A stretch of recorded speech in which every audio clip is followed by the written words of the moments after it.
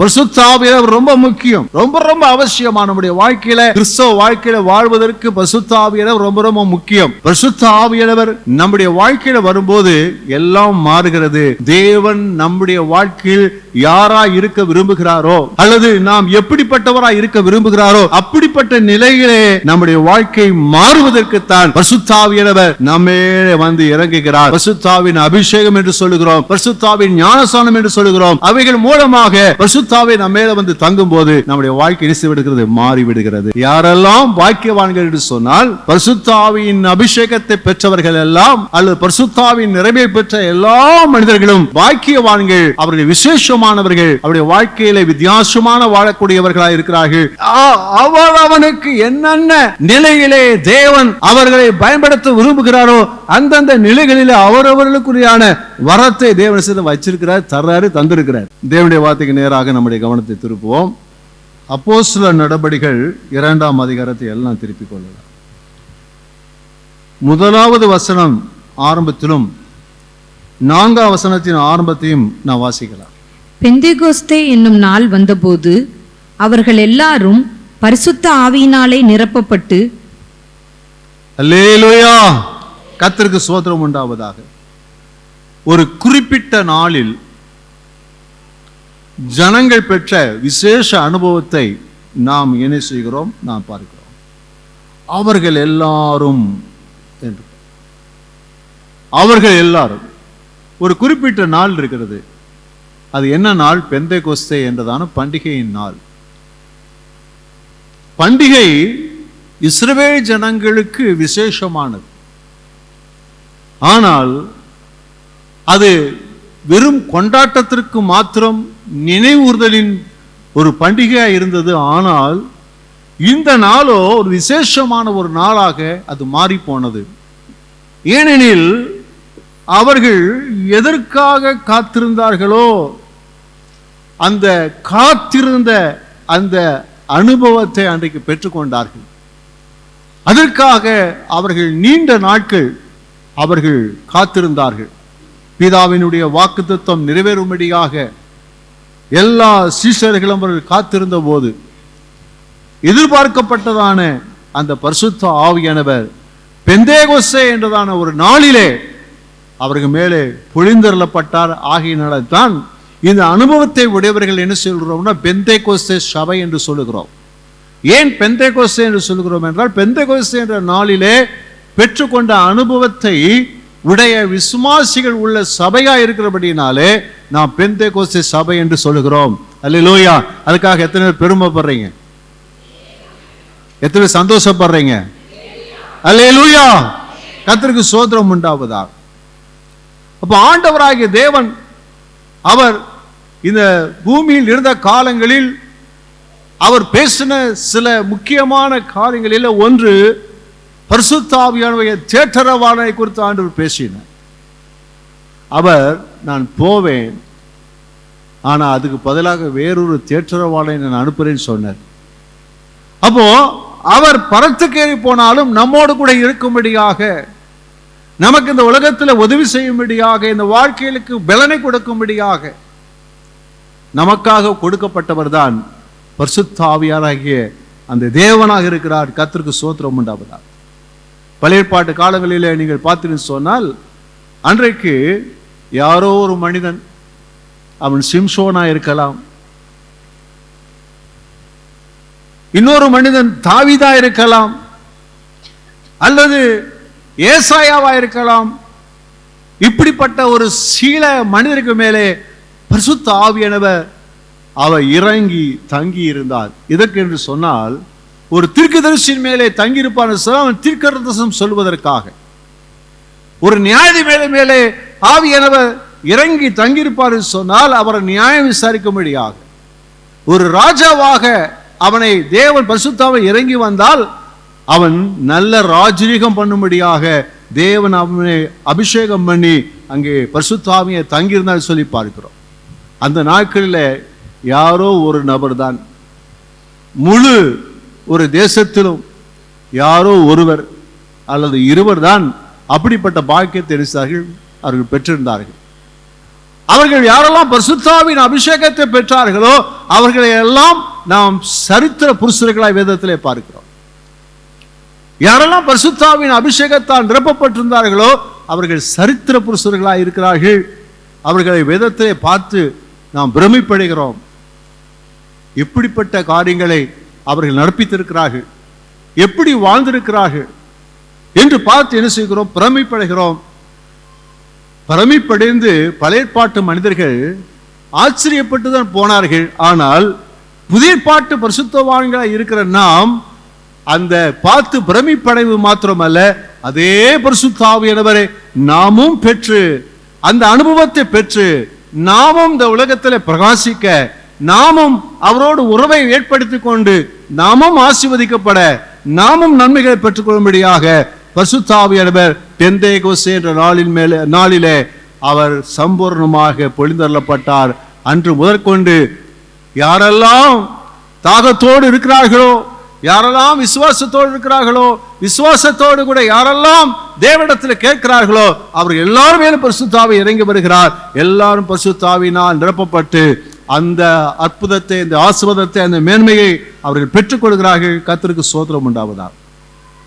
அப்ப அந்த பரிசுத்த ஆவியானவர் ஒரு சாதாரண ஒரு மனுஷன் மேலே இறங்கி வரும்போது என்ன நடக்கிறது? அவருடைய சிந்தனை மாறுகிறது. அவருடைய சிந்தனை மாறுகிறது. அதுவரைக்கும் இருந்த சிந்தனை வேறே, ஆனால் பரிசுத்த ஆவியானவர் வரும்போது அவருடைய சிந்தனைகள் வேறாய் மாறிவிடுகிறது. உதாரணத்துக்கு சவுலை சொல்லலாம். பழைய ஏற்பாட்டு காலத்தில் ராஜாவாய் தெரிந்து கொள்ளப்பட்ட அந்த சவுலை குறித்து பார்த்தீங்கன்னு சொன்னா, பரிசுத்த ஆவியானவர் மேலே இறங்கி வந்த போது அவன் வேறே மனுஷனானான். என்ன மாறிச்சு? கலர் மாறிச்சா? உயரம் மாறிடுச்சா? என்ன மாறி போச்சு? இல்ல, அவனுடைய எண்ணங்கள் மாறிவிட்டது, சிந்தனை மாறிவிட்டது, உணர்வுகள் மாறிவிட்டது, அவனுடைய பேச்சு மாறிவிட்டது, நடக்கைகள் மாறிவிட்டது, எல்லாமே என்ன செய்து விட்டது? மாறிவிட்டது. இதே போலதான் பரிசுத்த ஆவியானவர் நம்முடைய வாழ்க்கையில வரும்போது எல்லாம் மாறுகிறது. தேவன் நம்முடைய வாழ்க்கையில் யாரா இருக்க விரும்புகிறாரோ அல்லது நாம் எப்படிப்பட்டவராய் இருக்க விரும்புகிறாரோ அப்படிப்பட்ட நிலையிலே நம்முடைய வாழ்க்கை மாறுவதற்குத்தான் பரிசுத்த ஆவியானவர் நம்மேலே வந்து இறங்குகிறார். பரிசுத்த ஆவியின் அபிஷேகம் என்று சொல்லுகிறோம், பரிசுத்த ஆவியின் ஞானஸ்நானம் என்று சொல்லுகிறோம்.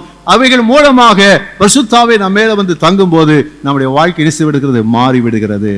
அல்லேலூயா, அல்லேலூயா. அப்படியானால் யாரெல்லாம் பாக்கியவான்கள் என்று சொன்னால், பரிசுத்த ஆவியின் அபிஷேகத்தை பெற்றவர்கள் எல்லாம் அல்லது பரிசுத்த ஆவியின் நிறைவை பெற்ற எல்லா மனிதர்களும் பாக்கியவான்கள். அவர்கள் விசேஷமானவர்கள், அவருடைய வாழ்க்கையில வித்தியாசமான வாழக்கூடியவர்களாக இருக்கிறார்கள். கர்த்தருடைய நாமத்துக்கு ஸ்தோத்திரம் உண்டாவதாக. ஆமென், அல்லேலூயா. கர்த்தருக்கு ஸ்தோத்திரம் உண்டாவதாக. பவுல் போறார்,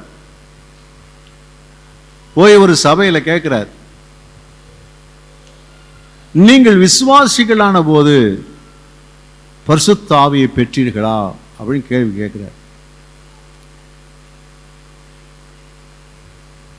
நீங்க ஒரு கேட்கக்கூடிய கேள்விகளில நம்ம பல கேள்விகளை கேட்போம்.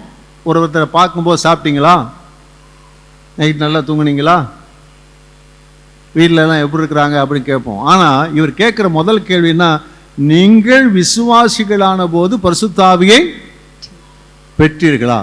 அப்ப என்ன அர்த்தம்னு சொன்னா, எவ்வளவு முக்கியமானவர் பரிசுத்த ஆவியானவர் தான் அதுல பார்க்கிறோம். நம்ம பரிசுத்த ஆவியானவர் ரொம்ப முக்கியம், ரொம்ப ரொம்ப அவசியமான நம்முடைய வாழ்க்கையில, கிறிஸ்தவ வாழ்க்கையில வாழ்வதற்கு பரிசுத்த ஆவியானவர் ரொம்ப ரொம்ப முக்கியம். பக்கத்தை பார்த்து கேளுங்க, நீங்க பரிசுத்த ஆவியை பெற்றுக்கொண்டீங்களா? பெற்றுட்டீங்களா? இல்லையா?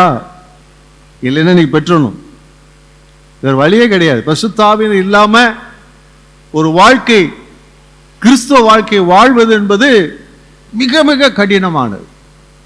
ஆகையால் பரிசுத்த ஆவியின் அபிஷேகத்தை பெற்றுக்கொள்ள வேண்டியது மிக மிக அவசியமாக இருக்கிறது. கர்த்தருக்கு ஸ்தோத்திரம் உண்டாவதாக.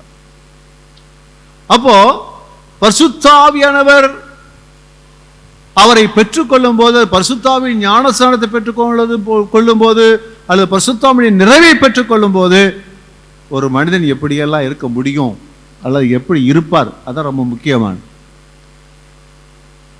நம்முடைய வாழ்க்கையை பரிசுத்த ஆவியை பெற்றுக்கொள்ளும் போது நம்முடைய வாழ்க்கை எப்படி மாறுகிறது? அல்லது பரிசுத்த ஆவியின் அபிஷேகத்தை பெற்றுக்கொண்டிருக்கிற உங்கள் வாழ்க்கையில நீங்கள் எப்படிப்பட்டதான வாழ்க்கையின் மாற்றத்தை உங்கள் வாழ்க்கையில காண முடியும் அல்லது வாழ முடியும்? அதைத்தான் பார்க்க போகிறோம். எசேக்கியேல் 36ஆம் அதிகாரத்துல 26, 27 வசனங்களிலே பார்க்கலாம். உங்களுக்கு நவமான இருதயத்தை கொடுத்து உங்கள் உள்ளத்திலே புதிதான ஆவியை கட்டளையிட்டு. புதிதான ஆவி, அப்போ நவமான ஒரு புதிய இருதயத்தை கர்த்தர் செய்கிறார், அவர் தருகிறான்னு சொல்லி பார்க்கிறோம். ஒரு மனிதன் ஒரு விசுவாசி பரிசுத்த ஆவியை பெற்றுக்கொள்ளும் போது எண்ணத்திலே மாற்றம் உண்டாகிறது. அவருடைய இருதயம் மாறுகிறது, அவருடைய சிந்தை மாறுகிறது, விருப்பம் மாறுகிறது. அதுக்கு முன்பதாக அவருடைய சிந்தை பாவ சிந்தை, உலக சிந்தை, மரண சிந்தை அவருடைய வாழ்க்கையில் இருக்கின்றது. ஆனால் இப்பொழுதோ என்ன செய்ய சொன்னா கர்த்தருக்கு ஏற்ற சிந்தை அவருடைய உள்ளத்தில் என்ன செய்கிறது? வருகிறது. அப்படி வரும்போதுதான் இங்கே 2 கொரிந்தியர் 5:17 சொல்லும் போது அவனை பார்க்கிறவங்க எப்படி பார்க்கறாங்க? வாசிங்க. இப்படி இருக்க ஒருவன் கிறிஸ்துவுக்குள் இருந்தால் புது சிருஷ்டியாய் இருக்கிறான். புது சிருஷ்டி எல்லாம் பார்க்கறாங்க, புது மனுஷனா இருக்கிறான். உங்களுடைய பேச்சு வித்தியாசமா இருக்குது, சிந்தனை வித்தியாசமா இருக்குது, விருப்பம் வித்தியாசமா இருக்குது. நம்ம எல்லாம் இதை பார்க்கிறோம், அதை பேசுறோம், இதை செய்யறோம், அங்க போறோம், இங்க வரோம். ஆனா இவரை பார்த்தா வித்தியாசமா இருக்கிறாரு. இந்த உலகத்தில் வித்தியாசமான ஒரு வாழ்க்கை வாழ்றாரு, அவர் விருப்பம் வித்தியாசமா இருக்கிறது. எல்லாம் வேத வசனத்துக்கு சேர்ந்ததாக, தேவ சித்தத்துக்கு சேர்ந்ததா இருக்கிறத சொல்லி எல்லாம் ஆச்சரியப்படக்கூடியதா என்ன செய்கிறது இருக்கிறது. அல்லேலூயா.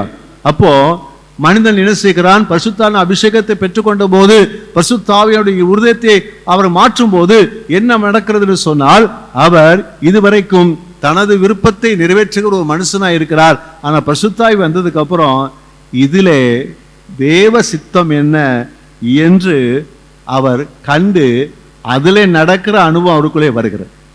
அல்லேலூயா. பரிசுத்த ஆவி அபிஷேகம் நமக்குள்ள வரும்போதுதான், பரிசுத்த ஆவி நமக்குள்ள வரும்போதுதான் நம்ம தேவ சித்தத்தை அறியணும், தேவ சித்தம் செய்தணும்ன்ற எண்ணமே நமக்குள்ள என்ன செய்கிறது? வருகிறது. கர்த்தருக்கு ஸ்தோத்திரம் உண்டாவதாக. ஏன்னா இருதயம் என்ன புதிதானபடினாலே இப்ப சுபாவம் யாருக்கு ஒத்த சுபாவம் மாறுகிறது? தேவ சாயலாக, கிறிஸ்துவின் சாயலுக்கு ஒப்பாக நம்முடைய சுபாவங்கள் என்ன செய்கிறது? மாற ஆரம்பிக்கிறது. அதனால தான் என்ன சொன்னா நம்முடைய வாழ்க்கையில பரிசுத்த ஆவியின் அபிஷேகத்தை பெற்றிருக்க வேண்டும். பெற்றிருந்தவர்கள் அவிதமாய் தான் இருக்கிறேனா என்பதை நாம் உறுதி செய்து கொள்ள வேண்டும். கர்த்தருடைய நாமம் மகிமைப்படுவதால். அல்லேலூயா. கர்த்தருக்கு ஸ்தோத்திரம் உண்டு. இந்த இதய மாற்றம்லாம் தானா வராது. இது பரிசுத்த ஆவியானவர் தான் தர முடியும், தேவன் தான் தர முடியும். கர்த்தருக்கு ஸ்தோத்திரம் உண்டவர். அப்போஸ்தலர் 1:8. பரிசுத்த ஆவி உங்களிடத்தில் வரும்போது நீங்கள் பலன் அடைந்து எருசலேமிலும் யூதேயா முழுவதிலும் சமாரியாவிலும் பூமியின் கடைசி பரியந்தமும் எனக்கு சாட்சிகளாய் இருப்பீர்கள் என்றார். இந்த வார்த்தை பாத்தீங்கன்னா பலன், சாட்சியா இருப்பீர்கள். அப்ப தேவனுக்கு சாட்சியா இருக்கக்கூடிய ஒரு பலன் பார்க்கிறோம். நீங்க ஒரு உதாரணத்துக்கு பேதுரை பார்த்தீங்கன்னா, பேதுரு எப்படி இருக்கிறார் பாருங்க. இயேசுவானவரை கைது செய்து நியாய விசாரிக்க கொண்டு போகிறார்கள். பேதுரு போறாரு, எல்லா சிஷ்யரும் போறாங்க. அப்போ இவர் இயேசுவோடு இருந்தவர், இயேசுடைய சீசர் என்று அடையாளம் காணப்படும் போது அவர் என்ன செய்யறார்? 3 முறை மறுதலிச்சிட்டார். ஏன்னா அங்க இயேசுவுக்கு சாட்சியா இருக்கக்கூடிய அளவுக்கு தைரியம் இல்லை. தைரியமான ஆளுதான், ஆனா இயேசுவுக்கு சாட்சியாய் நிற்கக்கூடிய அந்த தைரியமா இருக்கக்கூடிய பலன் அவருக்குள்ள என்ன செய்யல இல்லை. ஆனா மறுதலிச்சிட்டார். இன்னும் எக்ஸ்ட்ரீம்ல போய் சபிக்கவும் சத்தியமானது எனக்கு அது சம்பந்தமே கிடையாதுன்னு சத்தியமானவன் துணிஞ்சிட்டார். ஆனா அதே பேதுருவை பாருங்க, பெந்தேகோஸ்தே நாள் வந்தபோது பரிசுத்த ஆவியானவரால் எல்லாரும் நிரப்பப்பட்ட போது பேதுரு நிரப்பப்பட்டார். நிரப்பப்பட்ட போது ஜனங்கள் பார்த்தோன்னா 1000 கூடி இருக்கிறாங்க. ஊரே கூடி வந்து நிக்குது. பண்டிகை நாள்ல வந்தவர்கள் எல்லாரும் என்ன செய்றாங்க? கூடி நிக்கிறாங்க. 1000 கூடி இருக்கிறாங்க. அன்னைக்கு ரட்சிக்கப்பட்டு சபையில் சேர்க்கப்பட்டவங்க மட்டும் 3000 பேர்னு சொன்னா ஒரு 10,000 பேர் கூடி வந்திருப்பாங்க. அந்த நேரத்தில் பேதுரு என்ன செய்கிறார் பாருங்க, 2:14 வாசிங்க. அப்பொழுது பேதுரு 11 கூட நின்று அவர்களை நோக்கி, பாருங்க, அவர் எந்திரிச்சு நின்று அவ்வளோ பெரிய கூட்டத்து மத்தியில இயேசுவை குறித்து பிரசங்கம் பண்றாரு.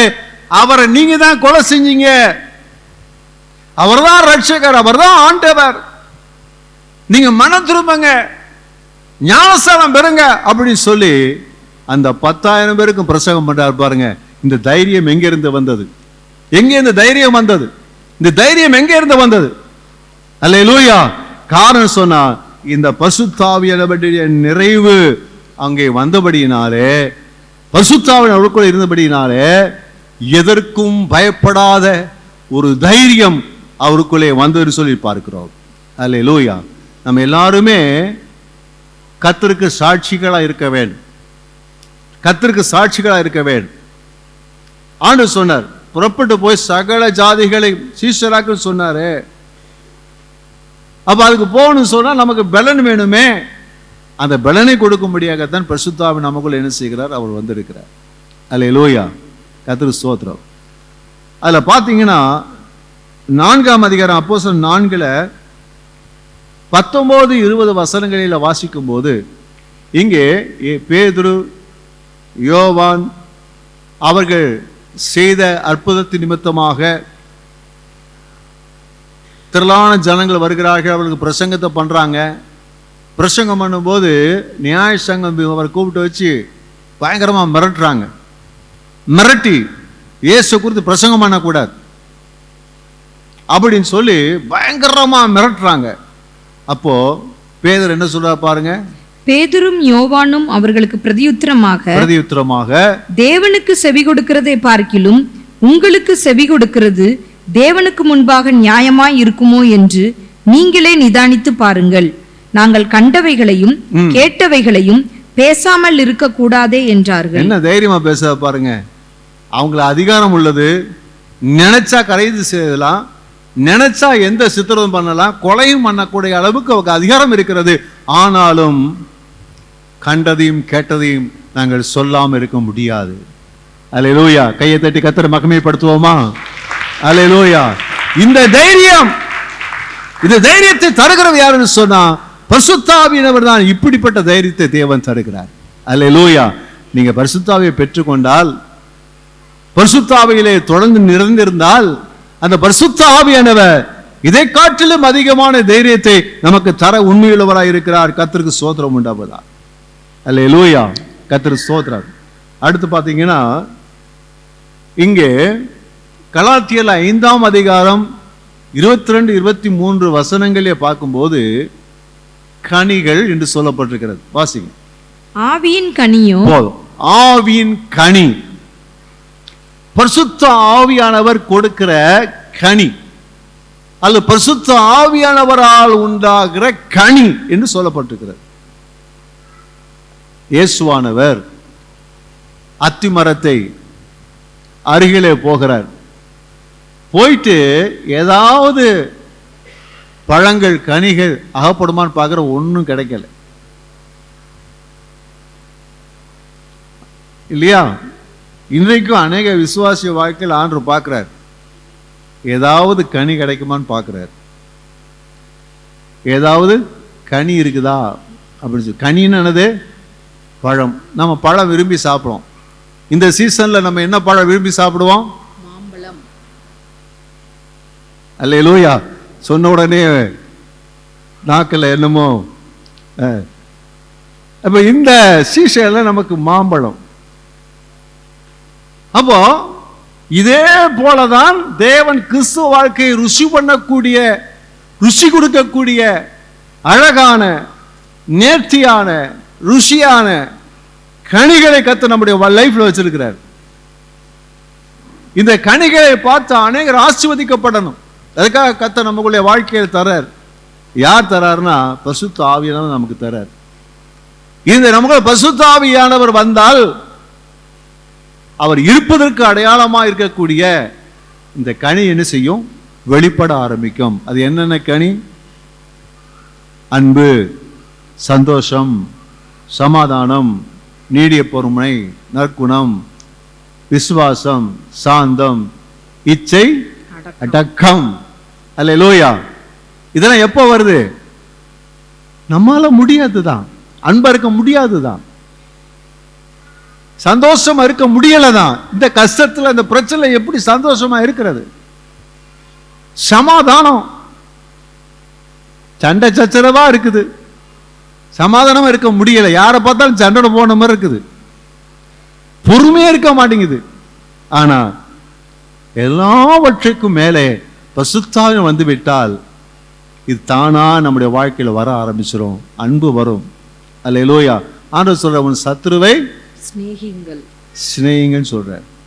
நம்முடைய எதிரியும் நேசிக்கக்கூடிய ஒரு அன்பு நம்முடைய உள்ளத்திலே ஊற்றப்படும். எப்பொழுதுன்னு சொன்னா, இந்த பரிசுத்த ஆவி நம்முடைய வாழ்க்கையிலே வரும்போது. அல்லேலூயா. ரோமர் 8:13 வாசிக்கிறோம். மாம்சத்தின்படி பிழைத்தால் சாவீர்கள், ஆவியினாலே சரீரத்தின் செய்கைகளை அழித்தால் பிழைப்பீர்கள். இந்த பரிசுத்த ஆவியானவருடைய அந்த ஒத்தாசையோடு என்ன செய்ய சொன்னா, சரத்தின் கிரிகளை அழித்தால். அப்போ மாம்சத்தின் கிரிகள் வெளியரங்கமா இருக்கின்றன அப்படின்னு சொல்லி ஒரு லிஸ்ட் இருக்குது. வாசிங்கம்மா 24. ஆமா. மாம்சத்தின் கிரியைகள் வெளியரங்கமாய் இருக்கின்றன. அவையாவன விபச்சாரம். பாருங்க, இது பாருங்க, ஒரு லிஸ்ட் வாசி பாருங்க. இந்த உலகத்தில் இருக்கக்கூடிய எல்லா பாவத்துடைய முக்கியமான பட்டியல் அதுல இருக்குது. இவ்வளவு இருக்குது. இதெல்லாம் மாம்சத்தின் கிரியைகள், நம்முடைய மாம்சத்திலிருந்து வெளிப்படக்கூடிய செயல்பாடுகள். இத விட்டீங்கன்னா அனுசரிச்சு சொன்னா உங்களை அழிச்சிரும், உங்களை நரகத்துக்கு கொண்டு போய் விடும். ஆனால் இந்த பரிசுத்த ஆவியானவராலே இதை அழித்தால் ஆவின் கனி என்ன செய்யும்? நம்முடைய வாழ்க்கையிலே வெளிப்படும். அல்லேலூயா. அப்ப பரிசுத்த ஆவியினாலே நிரப்பப்பட்ட ஒரு மனுஷனுக்கு ஒரு அடையாளம் என்று சொன்னால், அந்த மனுஷனுடைய அடையாளம் என்ன? என்ன அடையாளம் சொல்லுங்களேன். அந்த 9 கனி இருக்கணும். பக்கத்து சொல்லுங்க, 9 கனி இருக்க வேண்டும். நீங்களாம் சொல்ல மாட்டீங்களாடா? எத்தனை கனி இருக்கணும்? அல்லேலூயா. சிலருக்கு அன்புன்னு சொல்ல தெரியாது, பம்புன்னு தான் சொல்லுவாங்க. ஆனா பரிசுத்தாவின் அபிஷேகம் வந்துட்டா, பரிசுத்தாவின் வந்துட்டாக்க அன்பு அன்புதான். பக்கத்து சொல்லுங்க, அன்பு அன்புதான். அல்லேலூயா. கர்த்தருக்கு ஸ்தோத்திரம் உண்டாவதா. கடைசியில இச்சை அடக்கம் தான். இச்சை வரத்தான் செய்யும், அதை அடக்க வேண்டும். பரிசுத்தாவியானவர் வரும்போது அதை கீழ்ப்படுத்த நம்மால முடியும். ஆகையினால இதெல்லாம் பரிசுத்த நமக்குள்ள தர. நீங்கள செக் பண்ணி பார்க்கணும். நீங்க பரிசுத்தாவியின் அபிஷேகம் பெற்றிருக்கிறீங்களா? அந்த பெற்ற நீங்க அந்த பரிசுத்தாவியின் நிரம்பி இருக்கிறீங்களா, விட்டுட்டீங்களா? பக்கத்துல கேளுங்க, பரிசுத்த அபிஷேகம் பெற்று இருக்கிறீங்களா, விட்டுட்டீங்களா? ஏன் இந்த ஆவின் கனி வெளிப்படலைன்னா விட்டுட்டீங்கன்னு நினைக்கிறேன். வேற அந்நிய பாஷை மட்டும் பேசிட்டு இருக்கீங்கன்னு நினைக்கிறேன். அந்நிய பாஷை அடையாளம் மாத்திரமே. பரிசுத்தான அபிஷேகம் பெற்றுவதற்கு அந்நிய பாஷை அடையாளம் மாத்திரமே. ஆனால் அந்த அனுபவத்தை நாம் உடையவர்களாக இருக்க வேண்டும். பரிசுத்த ஆவியை நமக்குள்ள வாசம் பண்ணுகிறார் அடையாளம் சொன்னா ஆவின் கனி, ஆவின் கனி. அல்லேலூயா. ஆகியனால தான் நம்ம பரிசுத்தான அபிஷேகத்தை பெற்றிருக்க வேண்டியதும் பரிசுத்த ஆவியில் நிரம்பி இருக்கிறதும் மிக மிக மிக மிக அவசியம். கர்த்தருக்கு ஸ்தோத்திரம் உண்டாவர். ஏன் பரிசுத்தாவின் ரொம்ப முக்கியம் சொல்றோம்? ஏன் நம்ம பெந்தேகோஸ்தேன்னு சொல்றதுல நம்ம அடையாளத்தில் ரொம்ப சந்தோஷப்படுறோம், பெருமைப்படுறோம்? ஏன்னா பரிசுத்த ஆவியின் இல்லாம கிறிஸ்துவ வாழ்க்கையே கிடையாது. கிறிஸ்துவ வாழ்க்கையே கிடையாது. அப்ப கிறிஸ்துவ வாழ்க்கைக்கு நம்ம வாழ்வதற்கு நமக்கு பரிசுத்த ஆவி ரொம்ப ரொம்ப முக்கியமானவர் என்பதை நாம் அறிந்திருக்கிறோம். கர்த்தருக்கு ஸ்தோத்திரம். யூதா 20வது வசனத்தின் பின்பகுதி வாசிப்போம். பரிசுத்த ஆவிக்குள் ஜெபம் பண்ணி, பரிசுத்த ஆவிக்குள் ஜெபம் பண்ணி. அப்போ அடுத்து என்ன சொல்லப்பட்டிருக்கு? ஜெபம் பண்ணுதல். அப்ப பரிசுத்த ஆவிக்குள்ளே அல்லது பரிசுத்த ஆவியிலே நிரம்பி ஜெபம் பண்ணுகிற ஒரு வாழ்க்கை. அப்ப ஜெபிக்கிறதுக்கு யார் ரொம்ப முக்கியம் சொன்னா பரிசுத்த ஆவி ரொம்ப முக்கியம். ஏன் ஜெபம் பண்ண முடியல? ஆனா யார் ஜெபம் பண்றாங்க? பரிசுத்தாவின் அபிஷேகம் பெற்றவர்களுக்கு இயல்பாகவே ஜெபிக்கிற வாழ்க்கை ரொம்ப மதுரமா இருக்கும், ரொம்ப விசேஷமா இருக்கும். அதுக்கு போராட வேண்டிய அவசியமே இருக்காது.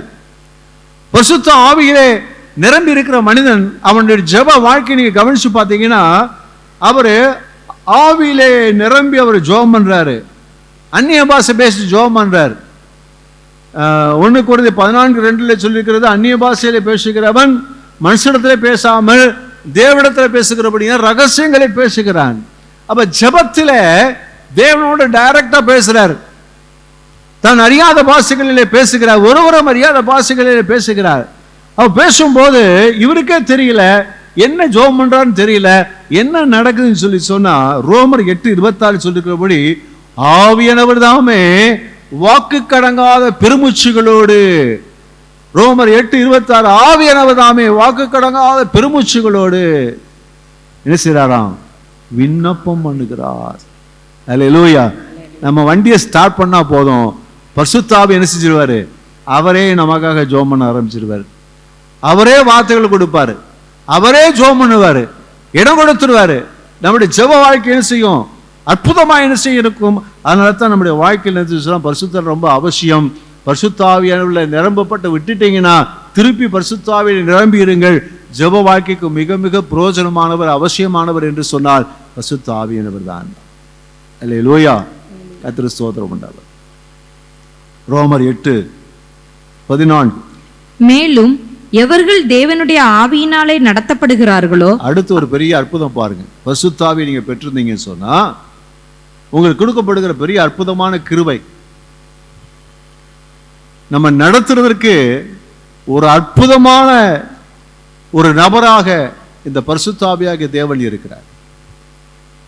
தேவாவியினால் நடத்தப்படுகிற ஒரு அனுபவம். ஆமென் சொல்லுவோமா? அல்லேலூயா. கர்த்தருக்கு ஸ்தோத்திரம். தேவ ஆவியினால் நடத்தப்படுகிற அனுபவம். என்ன செய்யணும், எங்க போகணும், எங்க போகக்கூடாது, எப்போ எதை செய்யக்கூடாது, யார்கிட்ட என்ன பேசணும், யார்கிட்ட என்ன பேசக்கூடாது, எங்கே சம்பந்தம் பண்ண வேணும், எங்கே சம்பந்தம் பண்ணக்கூடாது, இவைகளெல்லாம் யார் நமக்கு சொல்லித்தர சொன்னா பரிசுத்த ஆவியானவரே நமக்கு சொல்லி தருவார். யாருக்கு அந்த பாக்கியம் கிடைக்குது? பரிசுத்த ஆவியால் அபிஷேகம் பெற்று பரிசுத்த ஆவியால் நிரம்பி இருக்கிறவர்களுக்கு இந்த பாக்கியம் என்ன செய்கிறது? கிடைக்கிறது. அல்லேலூயா. அப்ப அந்த பரிசுத்த ஆவி நம்ம நிரம்பி இல்லாத சமயங்களில பரிசுத்த ஆவி நம்மகிட்ட பேசினாலும் நமக்கு என்ன செய்ய மாட்டேங்குது? புரிய மாட்டேங்குது. அல்லேலூயா. கர்த்தருக்கு ஸ்தோத்திரம் உண்டாவதா. அப்ப நம்ம ஆவியிலே பரிசுத்த ஆவியானவரை பெற்று இருக்கும் போது, பரிசுத்த ஆவியுடைய நிறைவிலே நாம் இருக்கும்போது ஆவியானவர் ஏதோ சொல்றாரு என்னன்னு சொல்லி கவனிப்போம். அவர் பேசுறத கவனிக்கும் போது அவர் பேசுறது நமக்கு புரியும், விளங்கும். அதை செய்யும் போது நம்ம அநேக பிரச்சனை தப்பித்துக் கொள்ளுவோம், அநேக போராட்டத்தை தப்பித்துக் கொள்ளுவோம். நாம் ஆசீர்வாதத்தின் வழிகளிலே நடப்போம். அவ்விதமாய் நடக்க கர்த்தருடைய ஆவியை நமக்கு உதவி செய்ய உண்மையுள்ளவராக இருக்கார். நீங்க பவுல்ல அனுபவத்துல பார்த்தீங்கன்னு சொன்னா, நான் அழைத்த ஊழித்து கொண்டவரை வேறு பிரியுங்கன்னு சொல்றார், வேறு பிரித்து அனுப்புங்கன்னு சொல்றார் அப்போஸ்தலர் 13ஆம் அதிகாரத்துல. இன்னும் பார்த்தீங்கன்னா ஆண்டவர் பரிசுத்த ஆவியிலே தடை செய்யப்பட்டான்னு சொல்லப்பட்டிருக்கிறது. இங்க போகாதேன்னு தடை பண்றார். அப்புறம் தரிசனத்துல பேசுறாரு, அதை பார்த்து அங்க போறதை குறித்து பார்க்கிறோம். இப்படியெல்லாம் ஒரு நடத்தப்படுகிறதை பார்க்கிறோம்.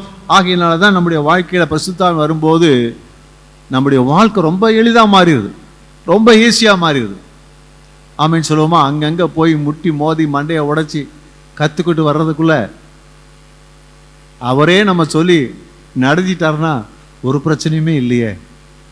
இது நமக்கு பரிசுத்த ஆவியினால் பெற்றுக்கொள்வதனால் கிடைக்கிற ஒரு பெரிய பாக்கியம். அவர் நம்ம என்ன செய்கிறார்? நேசிக்கிறவராய், நமக்கு போதிக்கிறவராய் என்ன செய்கிறார்? அவர் இருக்கிறார். அல்லேலூயா. ஆமென்.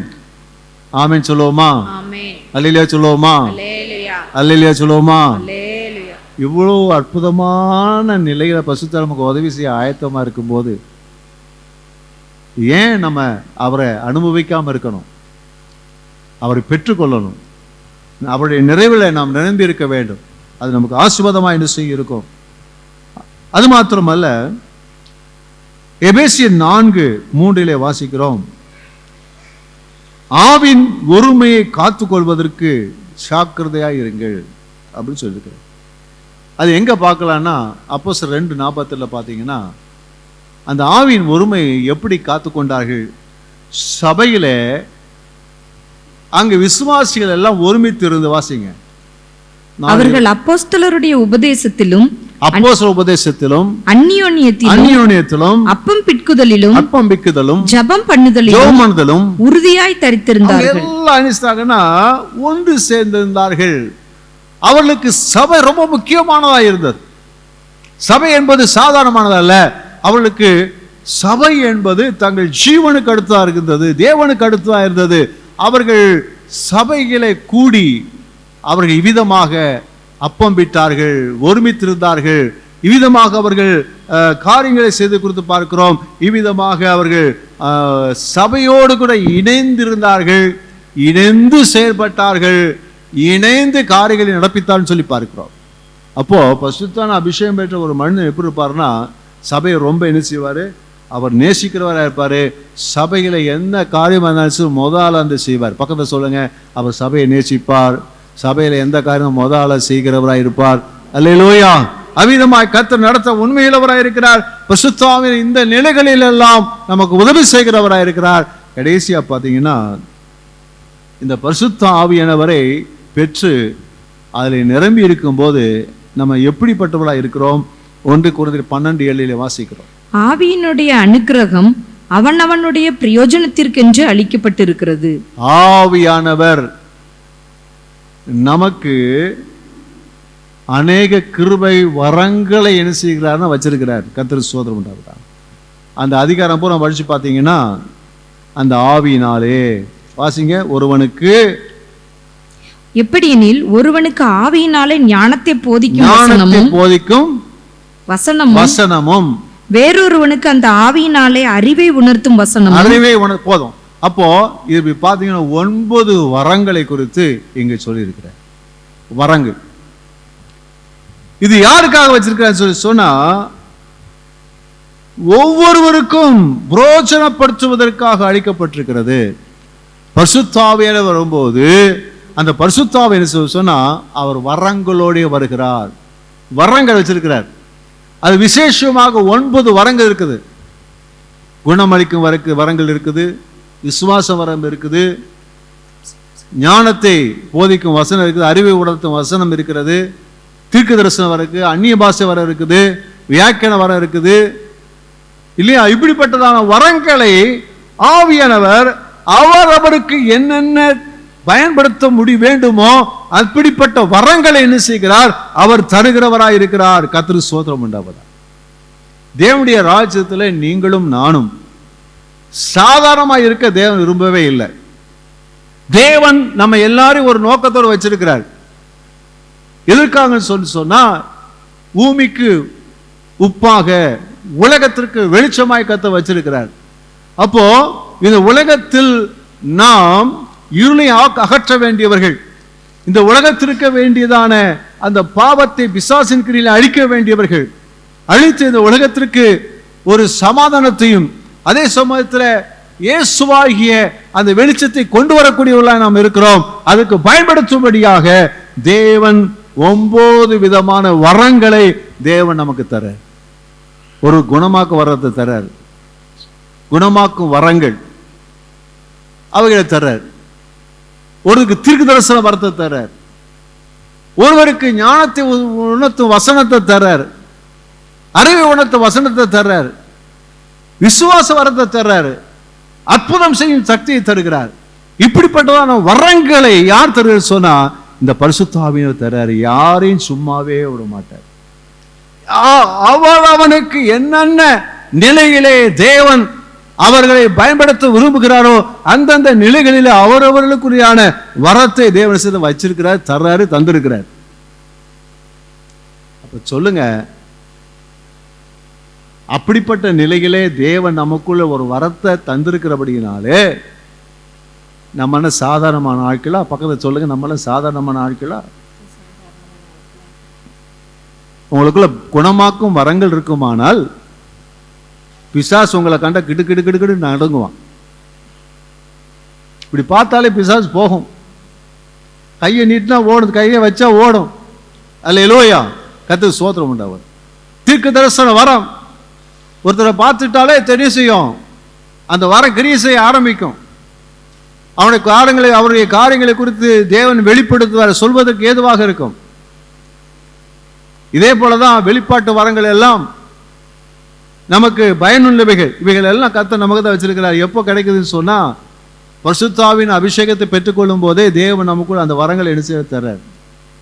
இன்னும் ஒரு சிறப்புன்னு சொல்லி சொன்னா, ஆண்டவர்கிட்ட ஆண்டவரே எனக்கு இந்த கிஃப்ட் வேணும்னு சொல்லி கேட்டால் அந்த கிஃப்டையும் சேர்த்து தர்றார். ஒரு அல்லேலூயா சொல்லுவோமா? அல்லேலூயா, கர்த்தருக்கு ஸ்தோத்திரம் உண்டாவதாக. காம்போ பேக்குன்னு சொல்றாங்க இல்லையா, காம்போ பேக்குன்னு சொல்லி இது வாங்கினா அது இலவசம் மாதிரி. ஆண்டவர் சில சமயம் என்ன செய்யறாருன்னா, நமக்கு இந்த இதோட சேர்த்து மற்றவையும் சேர்த்து தர்றார். கர்த்தருக்கு ஸ்தோத்திரம் உண்டாவதாக. ஆக தேவன் நமக்குள் அந்த வரங்களை என்ன செய்ய தர்றார். ஆண்டவரே எனக்கு ஒரு சுகமளிக்கும் குணமாக்கும் வரம் இருந்தா பரவாயில்லையே, 4 பேருக்கு ஜெபம் பண்ணா சுகமாச்சுன்னா நல்லா இருக்குமே, தருவார் ஆண்டவர். ஆண்டவரே நான் தீர்க்க தரிசனம் சொல்லணும் ஆண்டவரே, ஆண்டவர் தருவார். சபையில எல்லாம் அந்நிய பாஷை பேசுறாங்க, ஆண்டவரே என்ன பேசுறான்னு தெரியல, அது வியாக்கியானம் பண்ணணும், எனக்கு வியாக்கியானம் வரம் தாருங்க, தருவார். அல்லேலூயா. யார் வர்றாங்க யார் போறான்னு தெரியல, அவங்க எதுக்காக வர்றாங்கன்னு தெரியல, அவங்கள பார்த்தானே அவங்களோட ரகசியம் பூரா எனக்கு தெரியணும் ஆண்டவரே. அறிவை உணர்த்து வசனம் ஆண்டு அப்படியே வெளிப்படுத்த ஒரு படம் மாதிரி போட்டு காமிச்சிருவார். இவன் யாரு, எங்கேருந்து வர்றான், அவன் என்ன சிந்தையில் வந்திருக்கிறான், அதில் வந்திருக்கிறா, எல்லாமே என்ன செய்யும் தெரியும். இதெல்லாம் யாருக்கு? ஏங்க யாருக்குங்க? பக்கத்தில் யாருக்கு? நமக்கு தான், நமக்கு தான் பந்தி, நமக்கு தான் கர்த்தர் வச்சிருக்கிறாரு. ஹல்லேலூயா. இதை வச்சு நம்ம தேவனுடைய ராஜ்யத்துக்கு நம்ம பயன்படுத்த வேண்டும், இதுக்காக கர்த்தர் வச்சிருக்கிறார். அப்போ இதை தேவன் நமக்கு தந்திருக்கிறாரு, பரிசுத்தமான அபிஷேகம் பெற்ற எல்லாருக்கும் தந்திருக்கிறாரு, வச்சிருக்கிறாரு. இதைத்தான் சொல்லியிருக்கிறது, நீ பெற்ற வரத்தை அனல் மூட்டி எரிய விடு. உனக்குள்ள வரத்தை கர்த்தர் தந்திருக்கிறார். இதை வச்சு என்ன செய்யிட்ட? ஃப்ரிட்ஜில் வச்சுட்ட. பக்கத்தை சொல்லுங்க, ஃப்ரிட்ஜ் இருந்து வெளியே எடுங்க, ஃப்ரிட்ஜ் இருந்து வெளியே எடுங்க, சூடு பண்ணுங்க, சூடு பண்ணுங்க, சூடு பண்ணுங்க. அல்லேலூயா, கர்த்தருக்கு ஸ்தோத்திரம் உண்டாவதாக. கர்த்தருக்கு ஸ்தோத்திரம். நாங்கள் நிறைய சாக்லேட் வாங்கி வச்சுருக்கோம். எங்கே வச்சுருக்கோம்? ஃப்ரிட்ஜில் வச்சுருப்போம். வாரம் வரும்போது கொஞ்சம் கொட்டிட்டு வருவோம். இதே மாதிரி தேவன் கொடுத்த வரத்தெல்லாம் ஃப்ரிட்ஜில் கொண்டு போய் வச்சாச்சு, குளிர வச்சாச்சு. ஆகையினால அது வாட்டில் என்ன செய்யுது, ஒரு பக்கம் குளிர்ந்து போய் கிடக்குது. அதை எடுத்து நல்லா அனல் மூட்டுங்க, நல்லா ஆவியில நிறைஞ்சி அந்நிய பாஷை பேசி அந்நிய பாஷை பேசி அந்நிய பாஷை பேசி அந்நிய பாஷை பேசி ஜெபம் பண்ணுங்க. ஆவியில அந்நிய பாஷை பேசிக்கிட்டே இருங்க. பண்ண பண்ண பண்ண அனல் மூட்டை உங்களுக்கு இருக்கிற வரலாம் தானா வேலை செய்ய ஆரம்பிச்சிடும். அல்லேலூயா, அல்லேலூயா, அல்லேலூயா. அது மூலமாக தேவனுடைய ராஜ்யத்தை கட்டுவதற்கு அது மிகுந்த பலன் உள்ளதா இருக்கும். ஆமென். ஆக இந்த நிலையில தான் பரிசுத்த ஆவியானவர் நமக்குள்ளே அபிஷேகம் பண்ணி நம்மை பயனுள்ள பாத்திரமாய் மாற்றுவதற்காக தேவன் இருக்கிறார். நமக்குள்ள நம்ம நிரப்புகிறவராய் அவர் இருக்கிறார். பரிசுத்த ஆவி நமக்குள்ள வரும்போது என்ன கிடைக்குது? நம்முடைய வாழ்க்கையில புதிய இருதயம் கிடைக்குது, புதிய வாழ்க்கை கிடைக்குது, சாட்சியுள்ள வாழ்க்கை கிடைக்குது, புதிய ஆசைகள் விருப்பங்கள் இருக்கிறது. அதே போல புதிய நோக்கம், புதிய வல்லமை, இவைகள் எல்லாம் என்ன செய்து கொள்கிறோம்? நாம் பெற்றுக்கொள்கிறோம். கர்த்தருக்கு ஸ்தோத்திரம் உண்டாவதாக. அதனால தான் எபேசியர் 5 சொல்லும்போது சொல்றாரு, 18 வசனத்தின் பின்பகுதியிலே ஆவியினால் நிறைந்து. அதுக்கு ஒப்பிட சொல்லும்போது மதுபானத்தினால் நிறைந்திருக்க கூடாதான், இதுல நிறைந்திருக்கணுமா? இந்த பரிசுத்த ஆவியில. எப்படி ஒரு மனுஷன் அந்த ஒரு போதை வச மதுபானத்தை அறிந்து அதனுடைய தாக்கத்தினாலே அவன் செயல்படுகிறானோ, இதே போல பரிசுத்த ஆவி நிறைந்திருக்கும் போது, அவருடைய ஆளுகள் இருக்கும் போது, நீ பரலோக ராஜ்யத்துக்குரிய மேன்மைகளோடு மகிமையோடு நீ வாழ முடியும். ஆகையினாலே நீங்க எப்பொழுதும் ஆவியிலே நிறைந்திருங்கள். எப்பெல்லாம் நிறைகிறது?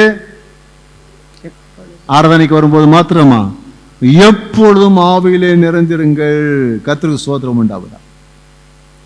அல்லேலூயா, கர்த்தருக்கு ஸ்தோத்திரம். அப்ப எல்லாமே மாற்றக்கூடிய வல்லமை இந்த பரிசுத்த ஆவியிடத்தில் இருக்கிறது. உருவாக்குகிற வல்லமை அவரிடத்தில் இருக்கிறது. வழிகாட்டக்கூடிய கிருபை அவரிடத்தில் இருக்கிறது. நம்முடைய வாழ்க்கையிலே பயனுள்ள பாத்திரமாய் விளங்கக்கூடிய நிலைகளிலே இந்த பரிசுத்த ஆவியை நம்மை மாற்றுகிறவராய் இருக்கிறார். ஆகையினால தான் நம்ம வாழ்க்கையில என்ன செய்யணும்? பரிசுத்த ஆவியை பெற்றுக்கொள்ளணும். பவுல் போய் பவுலா பேதர், எனக்கு கரெக்டாக மைண்டில் வரல, பேதுரு தான் நினைக்கிறேன். அவர் கை வைக்கிற இடத்தெல்லாம் நினச்சி எல்லாம் ஆவியில் நிரம்புறாங்க. அப்போ ஒருத்தர் பரியேசு சொல்கிற ஒரு மனுஷன் என்ன சொல்கிறான்னா, நான் யார் கை மேலே கை வைக்கிறேனோ அவங்க அபிஷேகத்தை பெறும்படி எனக்கு அருள் செய்ய வேண்டும். அப்போ என்ன அர்த்தம்னா, அந்த அளவுக்கு என்ன செய்யுது, அது வல்லமுடையது என்பதை அவர்கள் காணக்கூடிய நிலையில் இருக்கிறது. என்ன செய்கிறது நம்ம பார்க்கிறோம். பிரமிப்பு அவனுக்கு உண்டாகிறது. இப்போ ஆவியானவர் இன்றைக்கும் நமக்கு என்ன செய்யறாருன்னா, அந்த ஆவியில் நிறைந்து, அந்த பரிசுத்த ஆவியில் நிறைந்திருக்கும் போது உண்டாகிற அந்த அனுபவங்கள் அவைகள்லாம் மேன்மையானதாக இருக்கிறதுனால அதை என்ன செய்கிறாங்க, அவங்க சரியான விதத்தில் நாடுறாங்க, சிறு தவறான விதத்தில் நாடுறாங்க. தவறான நேரம் நம்ம நாடக்கூடாது. ஆனால் ஆவியான் நமக்கு தெளிவாக சொல்லியிருக்காரு, தேவன் சொல்லியிருக்கிறாரு, நல்ல பிதாவானவர் தம்மிடத்தை வேண்டிக் கொள்வர்களுக்கு பரிசுத்த ஆவி கொடுப்பது அதிக நிச்சயமா அல்லவா? அதிக நிச்சயம் அல்லவா? அவனுக்கு பரிசுத்த ஆவியை தருவார். அல்லேலூயா. நமக்கு தேவை அவரை விசுவாசிக்கணும், வாஞ்ச வேணும். அல்லேலூயா. அதே போல் பரிசுத்தன அபிஷேகம் பெற்றவர்கள் இன்னும் நீங்கள் இந்த அனுபவத்தெல்லாம் பெற்றுக்கொள்ளணும்னு சொன்னால் அந்த ஆவியானவருடைய நிறைவை பெற்று அவருக்கு இடம் கொடுத்தால் ஆவியானவர் இப்படிப்பட்டதான காரியங்கள் எல்லாம் நம்ம நடத்த உண்மையிலவராக இருக்கிறார். அல்லேலூயா. பெந்தேகோஸ்தே என்ற நாள் வந்தபோது, பெந்தேகோஸ்தே என்ற நாள் வந்தபோது, இந்த 4ஆம் வசனத்தில் கடைசி சொல்லுங்க, விசுவாசியை சேர்ந்து சொல்லுங்க, அவர் எல்லாரும் பரிசுத்த ஆவியினாலே நிரப்பப்பட்டார்கள். அல்லேலூயா. இந்த பெந்தேகோஸ்தே நாளில் அதே அணுவு நமக்குள்ள வரணும். நம்ம அதே அணுவு நமக்குள்ள வரணும். அந்த பெந்தேகோஸ்தே நாளில் எல்லாரும் ஆவியிலே நிரப்பப்பட்டார்கள். அல்லேலூயா. யாரால் நிரப்பப்படுவாங்க? கை குழந்தை நிரப்பப்படும், வாலிபரை நிரப்பப்படுவாங்க, பெரியவங்க நிரப்பப்படுவாங்க, வயதிபர்கள் நிரப்பப்படுவாங்க, எல்லாரும் நிரப்பப்படுவாங்க. அல்லேலூயா. கர்த்தருக்கு ஸ்தோத்திரம் உண்டாவதாக. ஆகையினாலே அந்த பெந்தேகோஸ்தேனால இன்றைக்கு அந்த பெந்தேகோஸ்தே அனுபவத்தை, பரிசுத்த ஆவியின் அனுபவத்தை எல்லாரும் அனுபவிக்க போகிறோம். அல்லேலூயா. அல்லேலூயா. யாரெல்லாம் மறுபடியும் இந்த பெந்தேகோஸ்தே நாள் அனுபவிக்க போறீங்க? அல்லேலூயா. அப்படிப்பட்டவங்கள சீக்கிரம் முன்னாடி ஓடி வாங்க. எல்லாம் ஜெபம் பண்ணி நம்ம முடிக்க போகிறோம். Glory to God. எல்லாரும் முன்னாடி வந்துருங்க. பரிசுத்த ஆவியில் எனக்கு நிரப்ப விருப்பம் இல்லைன்னு சொல்றவங்க மட்டும் பின்னாடி இருந்துங்க, மற்ற எல்லாரும் முன்னாடி வந்துருங்க.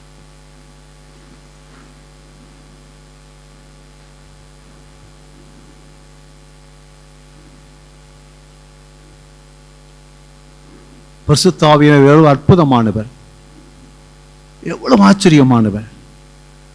இப்படியும் இதுக்கு மேலான நிலைகளில் அவர் நமக்கு முன்னாடி வந்து நல்லா தள்ளி வாங்க, முன்னாடி வாங்க, முன்னாடி வாங்க, நல்ல முன்னாடி வாங்க.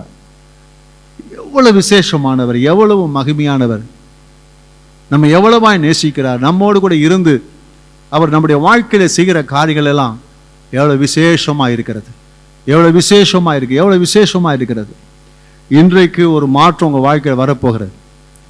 எதெல்லாம் மாறும் நினைக்கிறீங்களோ அதெல்லாம் மாறிடும். எதெல்லாம் செய்ய நினைக்கிறீங்களோ செய்யக்கூடிய நிலைகளை ஆவியின் உங்களுக்கு பலனை தேவன் தருவார். உங்களுடைய சுபாவம் மாறும், செயல்பாடுகள் மாறும், சிந்தனைகள் மாறும், உங்களுடைய ஊழியம் மாறும். எல்லாமே மாறக்கூடிய வல்லமை இந்த பரிசுத்த ஆவியானத்தில் இருக்கிறது. நான் விசுவாசத்தோடு கூட இன்றைக்கு ஆவியானவர் என்னை அபிஷேகம் பண்ணுவார், என்னை அபிஷேகம் பண்ணுவார், என்னை அபிஷேகம் பண்ணுவார். ஒரு நிரப்புதல் வாழ்க்கையில வரும். இன்றைக்கு ஆவியானவர் என்னை புதிய விதத்தில் அபிஷேகம் பண்ணுவார், என்னை நிரப்புவார் என்று சொல்லி விசுவாசத்தோடு அல்லேலூயா, அல்லேலூயா, அந்த விசுவாசத்தோடு நீங்க ஆண்டவருடைய சமூகத்துல வாயை திறங்க, அந்நிய பாஷைகள்ல பேசுங்க. ஆவியானவர் பயங்கரமான ஒரு வல்லமையோட பெந்தெகோஸ்தே நாளிலே இறங்கி வந்த அதே வல்லமையோட இப்பொழுது நீங்க நிரப்பதை நீங்க அனுபவிப்பீங்க. ஷபாரா தாலா ரகாபா. ஆவியானவர் பெந்தெகோஸ்தே நாளிலே இறங்கி வந்து Glory to God. உங்களுக்குள்ளே ஆவியானவர் மறுபடியுமாக உங்களை புதுப்பித்திருக்கிறார். இந்த ஆவி தொடர்ந்து அனல் மூட்டிக்கொண்டே இருங்க, தொடர்ந்து அனல் மூட்டிக்கொண்டே இருங்க. ஆண்டவர் உங்களுக்குள்ள இருந்து பெரிய காரியங்களை செய்வார். உங்களுடைய கட்டுகள் அவிழ்க்கப்பட்டதை நீங்க காண்பீங்க. பரிசுத்த ஆவி எங்கே உண்டு அங்கே விடுதலை உண்டு. விட முடியாதவரை இன்னைக்கு விடுவதற்கு கர்த்தர் உங்களுக்குள்ளே கிரியை செய்திருக்கிறார். உங்க வாழ்க்கையில போராடின போராட்டங்களுக்கு கர்த்தர் விடுதலை செய்திருக்கிறார். ஒரு அற்புதம் நடந்திருக்கிறது. உங்களுடைய சரீரத்திற்கு வியாதி சுகமாயிருக்க பார்ப்பீங்க.